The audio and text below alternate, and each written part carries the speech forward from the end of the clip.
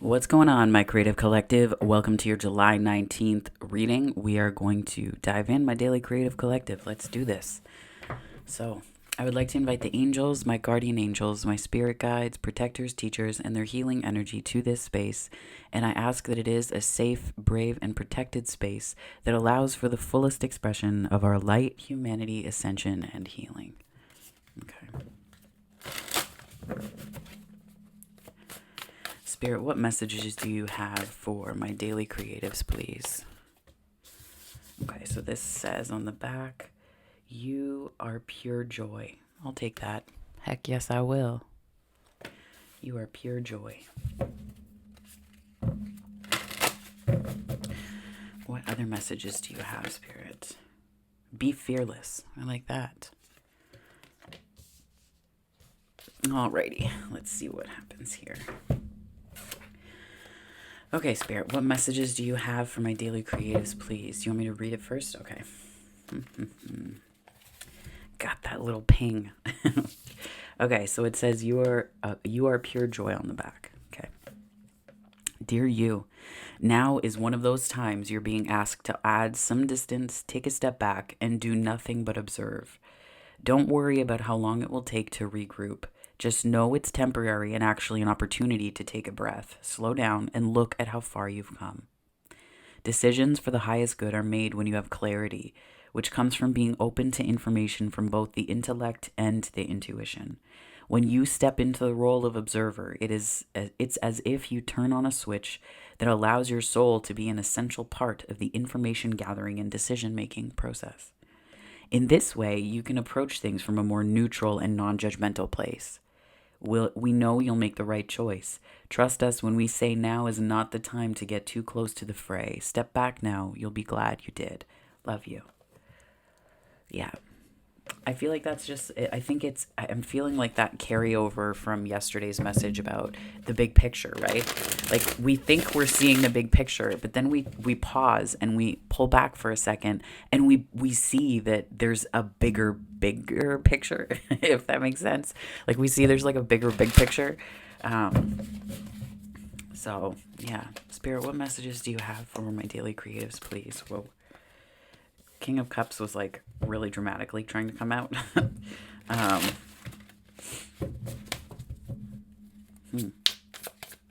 hearing emotional depth. Ooh, the devil beside it. I see the devil as more hesitation. I'm seeing the devil as slightly more hesitation than temptation or anything like that. Yeah, the 10 of Pentacles on the bottom. It's like hesitation. Like there's like an emotional depth and awareness. But then there's this like hesitation to move towards something you really, really want. Right? Something that you would see as like fulfillment. We'll dig into more of the hesitation piece. It could just be confidence, believing stories about yourself that aren't true. Let me do this so that you can kind of see them better. There's a little bit of a shine on them. There we go. Oh, my cat wants to get in. Just one moment, please. 333 on the time. Come on, baby girl.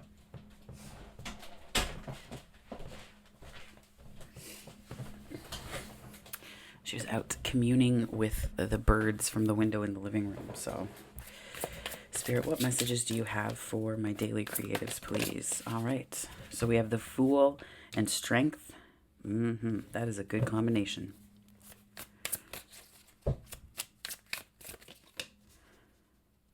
The Tower, the Moon, Seven of Pentacles, Queen of Cups, Seven of Swords, the Emperor. Lots of majors today. Lots of majors.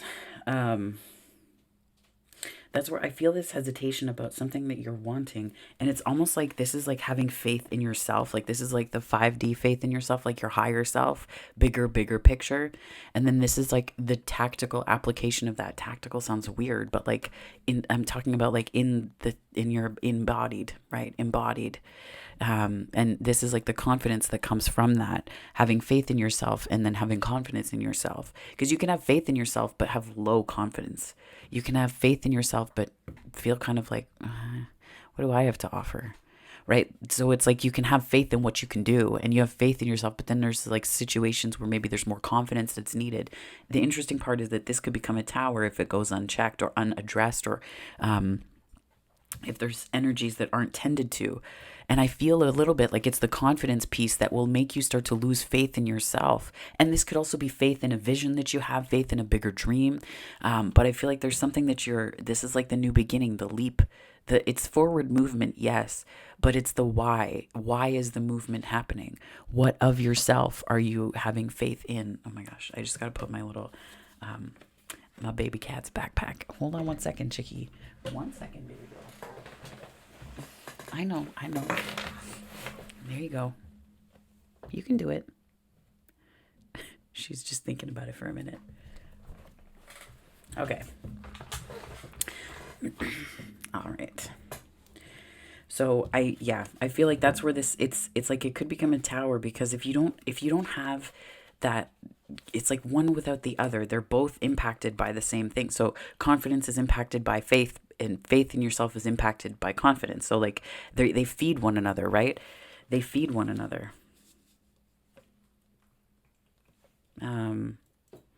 This could also be like illusions, like ego illusions, and some attachments. Like this is where it's like the emotional attachments that you can get that make you hesitate, because like forgetting that emotional attachment has to do with you, right? It's not that there's a thing that will make you get emotionally attached. Emotional intimacy is different from emotional attachment. So I think maybe it's just understanding the two. And how they feel in application, not like some patronizing being like, you need to understand it. It's not like that. No.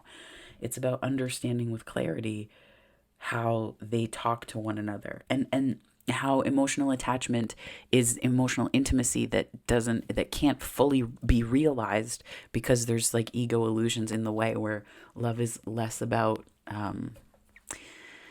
love is less about joy, and it's more about something else. Well, and then it's not love, but you know what I mean? Sometimes we can use intimacy to get our needs met, and it doesn't make us bad people. It certainly means that the choices that there's more healing that needs to be done. So it's just, I think it's about listening to your emotions right now and using them as sort of a compass and guide, to help you either steer closer towards the investments you want to make in other people and in your future, and this sort of legacy building energy. This is like familial energy. Yeah.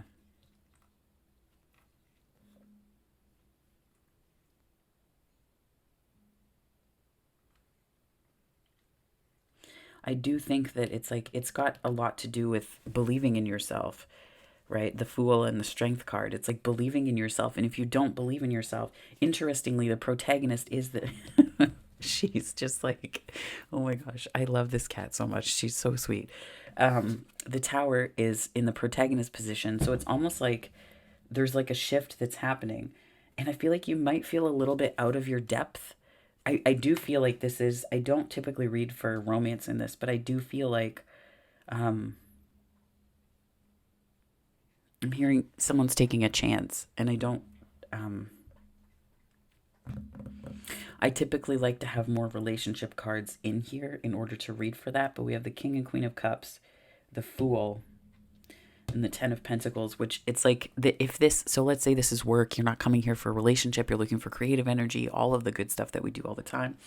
This could just be that someone's taking a chance on you, or you're taking a chance on a project, or you're taking a chance on an aspect of yourself that you haven't really had the most confidence in.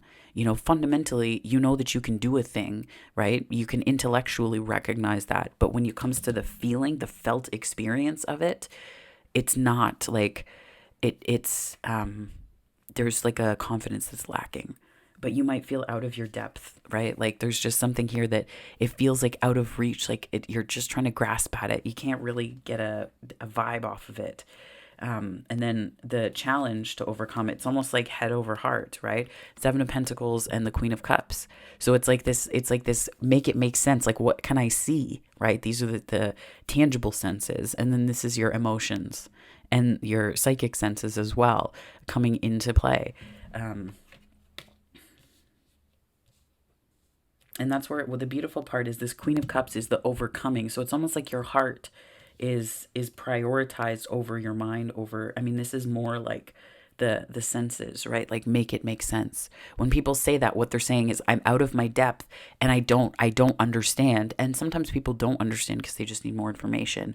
But if someone's saying make it make sense, is that because they don't, like, there's a feeling they're pushing away and they're trying to logic their way through it?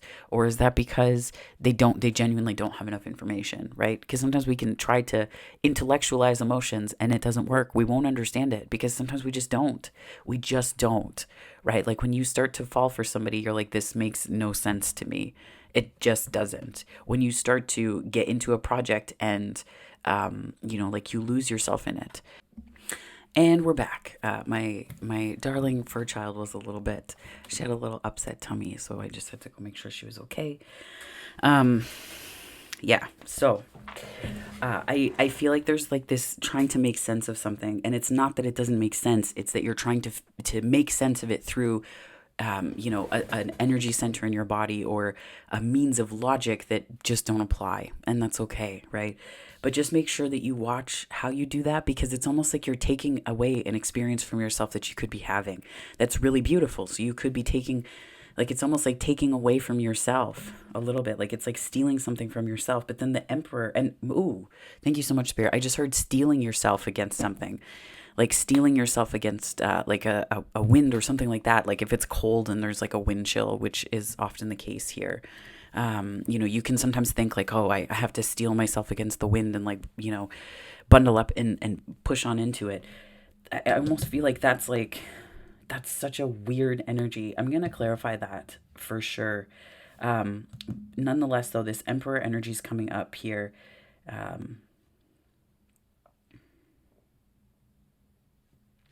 I feel like you're starting to, there's like a way that you're prioritizing yourself, but I'm feeling like Empress energy here. Let me just clarify this here. Spirit, can you please clarify the Seven of Swords and that message of steeling ourselves against something? I'm hearing like you have to let it go and let them in. You have to let it go and let them in. Oh my gosh. Oh, okay. Like, what? What? Okay, so we have the Two of Cups, the World, the Magician, the Death card, and the Ten of Cups. Are you fucking kidding me? Are you kidding me? What? Okay, you have to let it go and let them in. That's exactly what this is. I don't know what the hell that applies to, whether it's like connections at work, friendships. This could mean a ton of different things, but like Spirit is like, this is, if you're looking for a sign, this is it. This is about being vulnerable. This is about manifesting from a place of connectedness, but also manifesting from a place of transformation, right? It's like, I feel like I'm hearing out of practice. That's fine. Even if you're out of practice, it doesn't, you're fundamentally made of this stuff that you feel like you're looking for outside of you, right? You're looking for what's outside of you. And part of the transformation is recognizing that it's within you and that you're drawing this beautiful Ten of Cups towards you. Wow. And that's where it's like, it's almost like I'm hearing recognition. You have to recognize that it's there. You have to recognize that it's there. And then it's something that you want as well, right? In order for the old to really be gone and the new to really be here. Wow.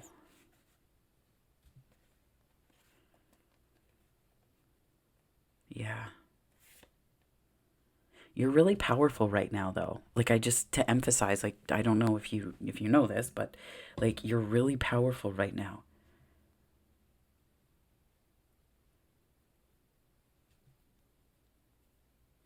I'm almost getting this Seven of Cups. Spirit, can you give me a message here on that one? Yeah, Knight of Wands. It's almost like an old story about relationships, passion. Yeah, Nine of Pentacles. It kind of put you in a place of wanting to be on your own. Um, yeah, there's less of, like, I feel like there was a way that you focused less on relationship. Queen of Wands. I feel like this is your energy now, though. Yeah, Five of Swords. It's like, it's less of where you are now, but it's almost like an old story that is like, if like you can't let it, you cannot allow the old hurt to dictate the new, because you're like, there's this story, the Napoleon Hill 3 feet from gold, right? um Talking about how, and it just, it's like you're digging and digging and digging, and you get to this point and they stop, right? And digging is like a lot of, that's a labored metaphor, yes, but it's like you're doing your thing, and you're like right before it's ready to manifest. It's like this Seven of Swords energy is, I don't see it as like a profound risk of anything, but it's like this moon where it's like you feel like you're out of your depth. You feel like you're out of your depth, and you're like, well, why do I deserve that? Because you just do. You just do. You deserve happiness. You deserve happiness. Oh my God, yes. Like, you deserve joy. You deserve relationship. You deserve it all. And it's here. It's here. This, if this is a more of a work project, this is like working together with people, having a really delicious experience doing so, bringing a project to fruition, and having that project transform you fundamentally. And it makes you understand your own emotional connection to what you do more deeply. There's a depth here. So in here we have Gemini. So we have Saturn, Gemini, Scorpio energy, and it's like, yeah, you've put in the work. That's where, like, this is like you were really disciplined in your manifesting, and I don't know that you maybe saw it that way. I don't think that you really saw it that way. But you've really, this energy feels really beautiful. I'm just putting it out there. I keep lingering because it just, the cards feel so lovely. Like, oh my gosh, I don't know who this is for, but can I be you? Like, that's incredible. The Emperor is showing up here. This is Aries energy. I think because I think it's like, you go from a place of being like, make it make sense, to it makes sense. The Emperor knows what they want, right? The Emperor is also unafraid of going to get it. There's a sensitivity to you as well right now, specifically with, I see that with the waters, with the water here, and the moon, as well as the death card, and the cups energy for sure. And I feel like there's a sensitivity as well. So don't mistake your sensitivity for weakness. Like when it comes to dating and relationships, and even like in work situations, throw strategy out the window for a second, and just understand it from the perspective of like, if you show up as you, authentically you, like the whole you, right? The whole you. You really aren't, there's no, you can't, there's no win or lose. Like the chess game and board doesn't exist the same, right? I think I talked about that on Saturday with the creative unconscious reading, where it's like, it doesn't exist the same. That's, strategy takes on a whole other meaning.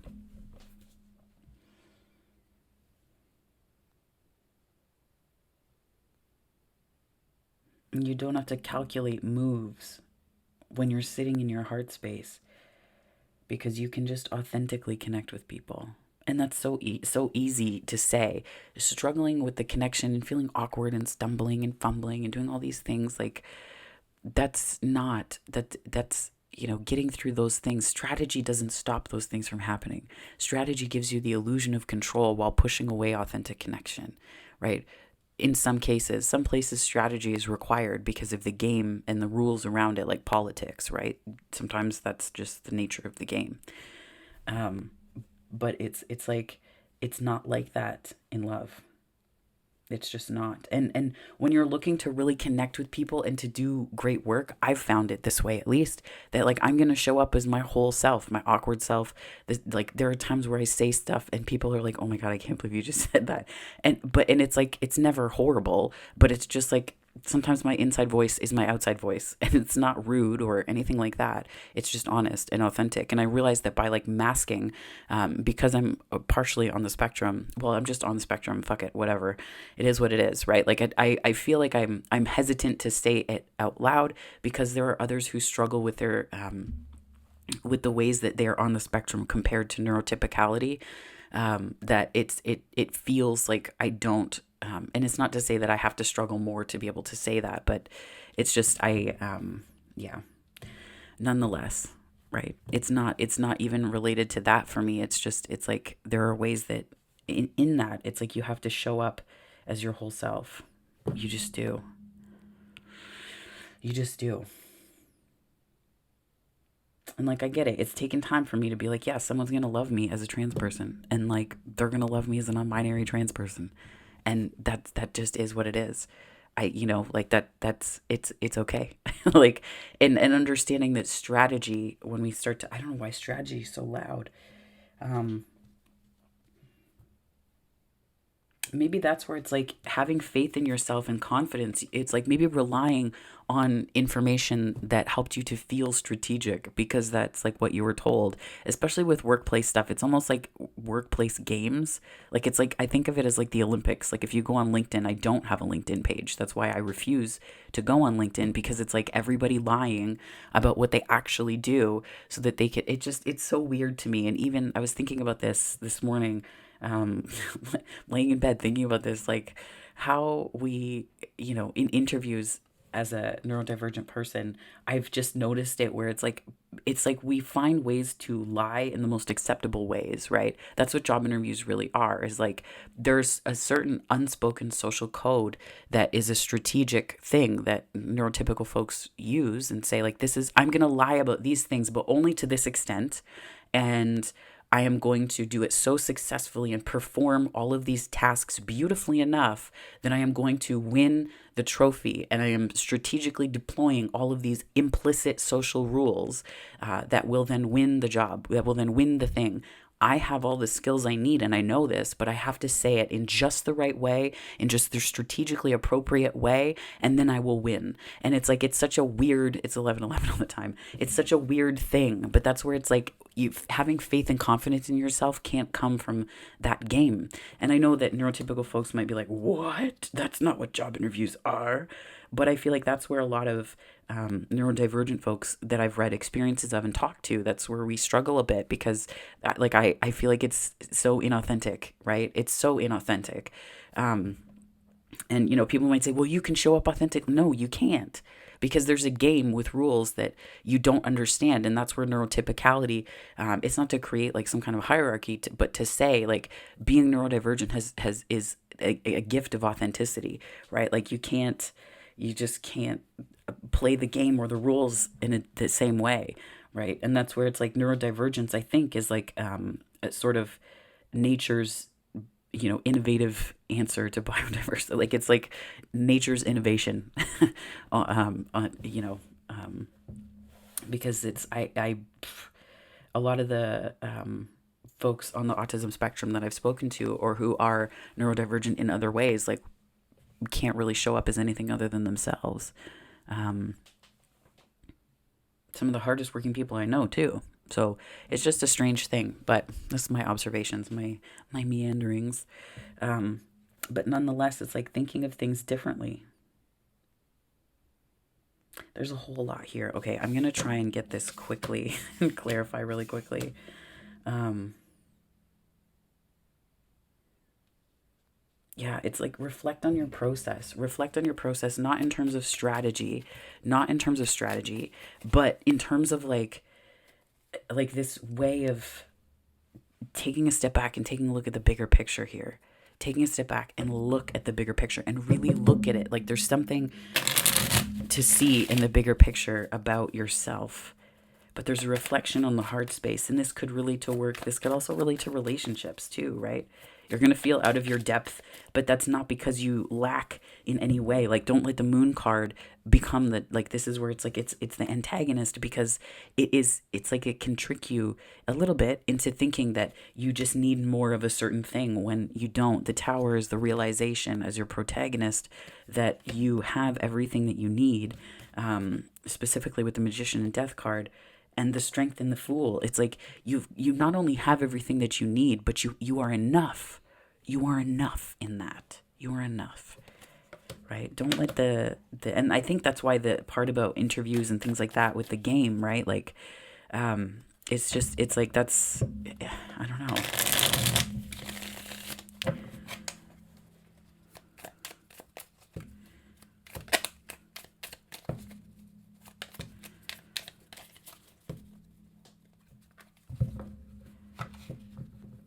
I'm hearing the words, you won't be for everyone, but the point isn't to be for everyone, it's to be for a few people. And let those be your people. Yeah, judgment. That's the decision. Holy is it ever. The Magician again.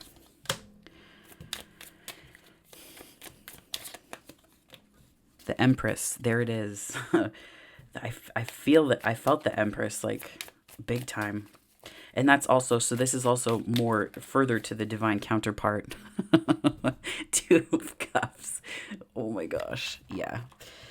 Further to the divine counterpart piece, if you are looking for a relationship, I think this is a really powerful reflection. This strikes me as a really powerful reflection. And especially with that 3 feet from gold thing, like, I feel like there's something, don't doubt yourself right now. Whoops. Don't doubt yourself. Page of Pentacles. Yeah, your person's coming. If you're coming to this reading being like, where's my person? They are coming. 9 of Cups. Are you good with you? Ace of Swords. Yeah, that's the key. Are you good with you?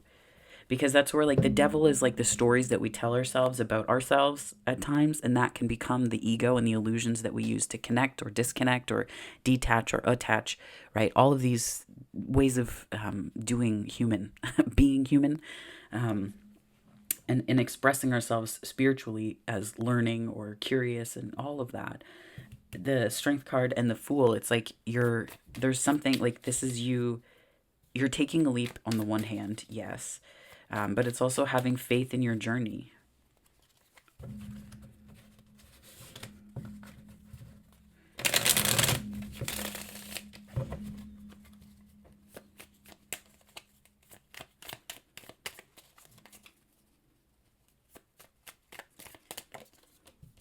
So we have the 7 of Swords and the 6 of Wands.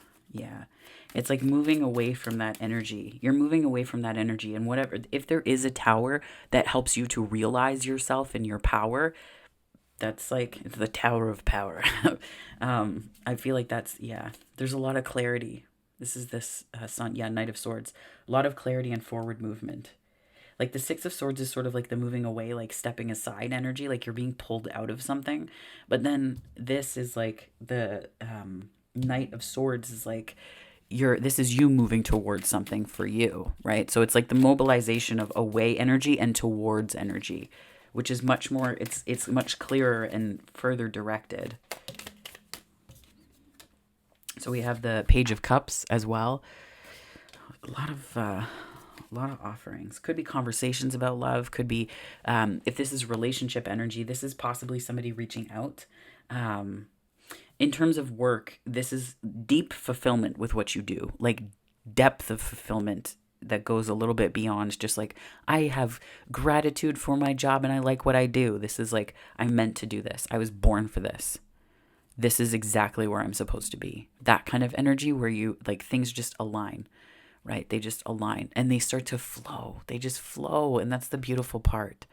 The Page of Cups is, I think, this sort of, it could be, to me, it's obviously a relationship card, but I think this is kind of like being able to connect with others in a heartfelt way. Because when you love what you do, oh, let's say Ace of Cups, when you love what you do, things start to show up differently because you show up differently, right? I'm just going to get some clarifiers on this beautiful spread up here with the 10 of Cups and the Magician and the 2 of Cups. So we have the King of Wands.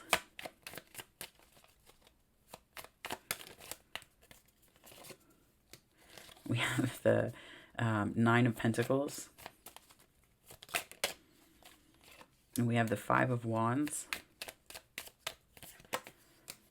The Hanged Man. and the Emperor. Dang, this is so okay. Like I said, counterpart energy for sure. But like this is you reconnecting with your passion. I feel like there's like competing thoughts. And this is like I get the Five of Wands as like a little bit of training, right? Like training for something. It's like efficacy, but it's also this connection to like it's more of a connection to what okay. Thank you so much, Spirit. It's like this, it's confidence with this Nine of Pentacles, yes. But what I see more so here is that it's like all of the ways that it took to like it's like the ways that it took to get you there, or the all of the different paths that you could have taken. That was a bit of training, yes, but it's how you see it that affects how you see you. How do you see your path, and that affects how you might see yourself as well.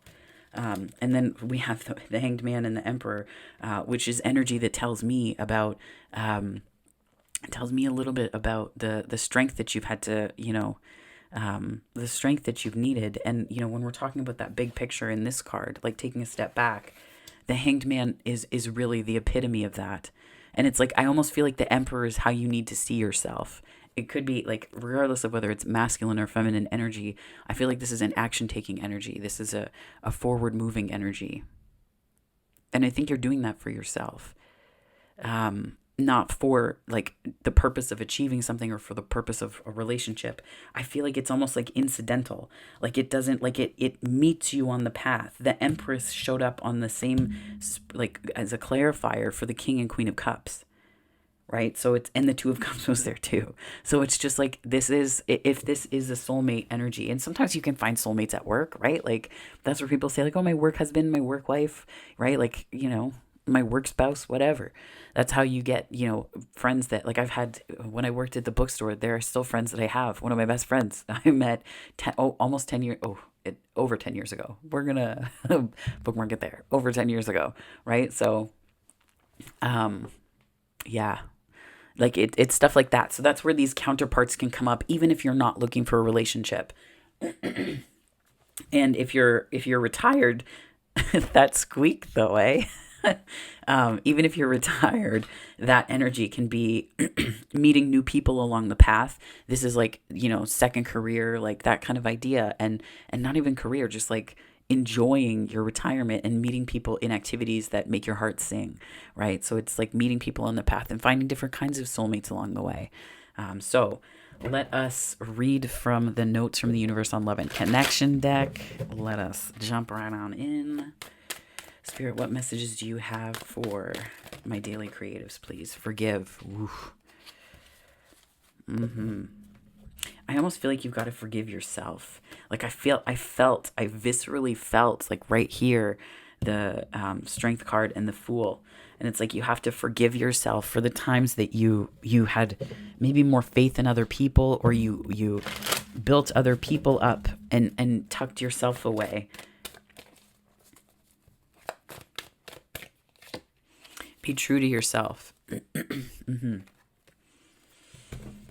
Indeed. Okay, so then we have be fearless. Be fearless. Dearest you, on Earth, humans learn about life by telling stories and creating ones based on shared experiences. Eventually, after repeating one often enough, it becomes your main story that you use to define yourself and the world. So to get the answers you seek, you must get vulnerable and hear your story when you tell it. Ask, why do you tell it? Is it really true? What else can be true? Can you see the truth that spirit is in all things? Do you see how other stories overlap and intertwine? Spirit loves stories, for they are like blueprints for co-creation. So tell the one we know to be true about you, a story of courage, gratitude, and honesty. Tell an empowered story about well-being, wisdom, and grace. You will experience your world according to the story you tell about it, so make sure they're stories you're proud of. Oof. I have goosebumps, my friends. Oh, I don't know who this is for, but this Strength card and the Fool. Oh, that is delightful. You will experience your world according to the story you tell about it, so make sure they're stories you're proud of. Genuine, loving fan club. Yeah, that's your reading. Dang, that is a powerful one. But yeah, if this resonated, please give it a like and subscribe. I'd love to have you on the channel if you are not already.